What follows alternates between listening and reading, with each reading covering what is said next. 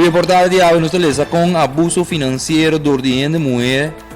Tá guardo ignorado, louco. Essa coisa é Sete portada de áudio é com abuso financeiro do ordem de mulher. Tá guardo ignorado.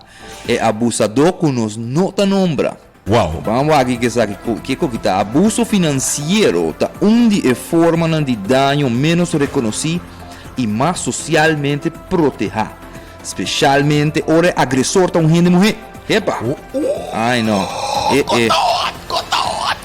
Aunque narrativa no público tá dando pinta gente mulher abrumadormente como vítima de controle econômico, tem uma realidade tabu que queda grandemente intocável.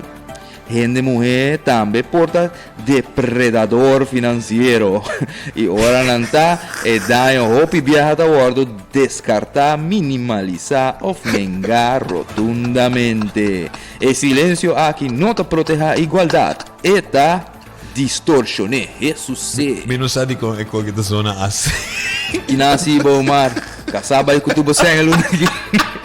Que passa, Roma? Vamos rápido que meu nome. Tem que escrever de coque para sumir casado postando o oficina. Saludos para você, não. Tudo bem, tudo bem. Casado, trabalho duro. Saludos, sim. Não, pero eu ri guarda. Ele sabe que me tá querendo, não tá conta solamente, já tá papiando de gente mulher, pero me tá querendo tá em geral, gente mulher, não solamente, mas se botar pareja ou algo. I guess se botar mulher também, ou se botar. Boss man, you dig in the grave deeper. Imaginava de três e mulher. Anto casal, ex-casal. É bobida, mas basta duro, mano. Desse abos na opi força, mano. É, imagino das. Ai, Deus.